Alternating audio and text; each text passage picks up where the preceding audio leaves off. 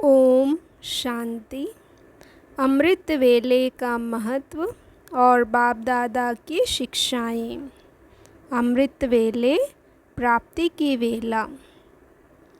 अमृत वेले की समस्याएं और निवारण।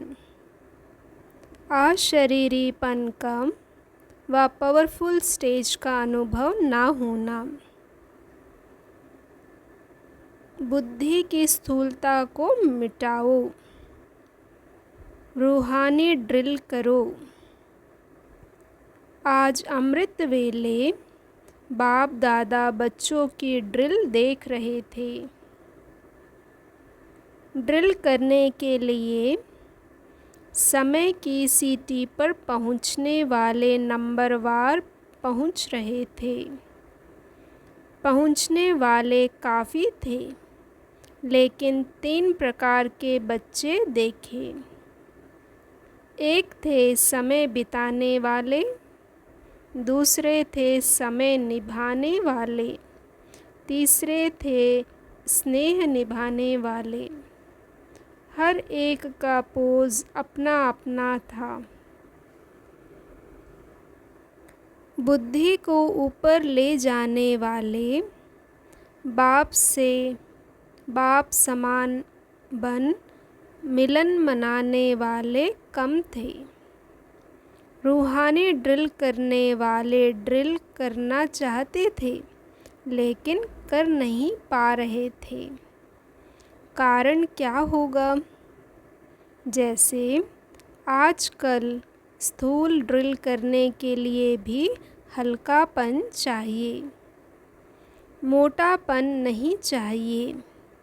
मोटापन बोझ होता है। ऐसे ही रूहानी ड्रिल में भी भिन्न भिन्न प्रकार के मोटी बुद्धि वाले बहुत थे। जैसे मोटे शरीर की भी वैरायटी होती है, वैसे ही आत्माओं के भारीपन के पोज भी वैरायटी थे।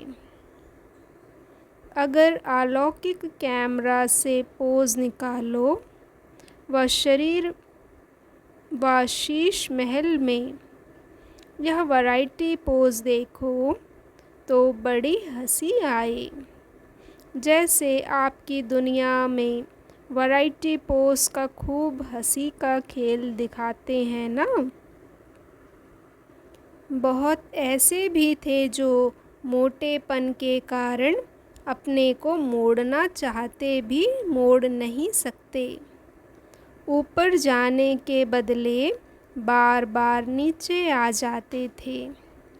बीज रूप स्टेज का अनुभव करने के बदले विस्तार रूपी वृक्ष में अर्थात अनेक संकल्पों के वृक्ष में उलझ जाते हैं।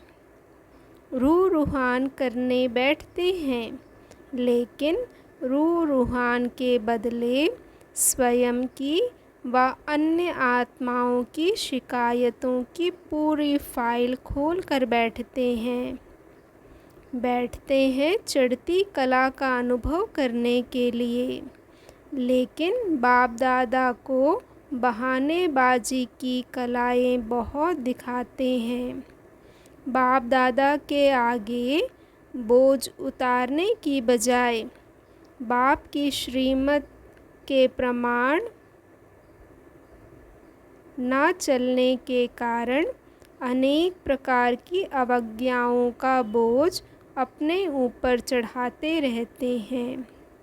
ऐसे दृश्य देखें। संयम निभाने वाली आत्माओं का दृश्य भी बहुत हंसी का होता है। बाप के आगे गुणगान करने के बजाय बाप दादा द्वारा सर्व शक्तियों की प्राप्ति करने के बजाय निद्रा के नशे की प्राप्ति ज़्यादा आकर्षण करती है। सेमी नशे के साथ समय की समाप्ति का इंतज़ार होता है। बाप से लगन के बजाय सेमी निद्रा के नशे की लगन ज़्यादा होती है। यह सब आत्मा के भारीपन, मोटापन से होता है। जैसे आजकल के डॉक्टर्स मोटेपन को कम कराते हैं, ऐसे ही अब मोटेपन को ख़त्म कर महीन बुद्धि ब्राह्मण बनो। मोटेपन को मिटाने का श्रेष्ठ साधन है खान पान का परहेज़ और एक्सरसाइज। बार बार बुद्धि द्वारा अशरीरीपन की एक्सरसाइज करो। बुद्धि का भोजन संकल्प है, उनकी परहेज़ रखो। जिस समय जो संकल्प रूपी भोजन स्वीकार करना हो वही स्वीकार करो। व्यर्थ से परहेज़ रखो। स्वयं पर नियंत्रण रखो। स्वयं पर नियंत्रण रख पूर्ण रीति परहेज़ करो। महीन बुद्धि बन, जैसे चाहें जहाँ चाहें बुद्धि को लगा सकें। महीनता ही महानता है।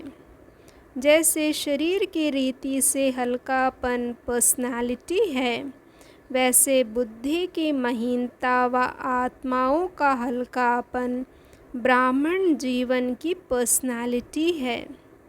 तो अब अनेक प्रकार के मोटेपन को मिटाने का लक्ष्य रख।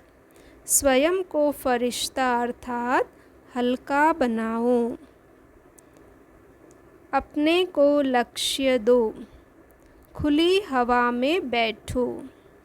अमृत वेले याद का इतना अनुभव नहीं होता, इसलिए जैसे साकार में यहाँ बाहर खुली हवा में सैर भी कराते थे, लक्ष्य भी देते थे, योग का अनुभव भी कराते थे।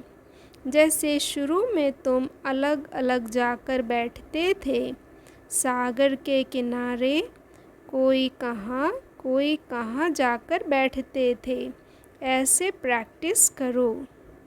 सूक्ष्म पापों को पहचान, उनको ख़त्म करो।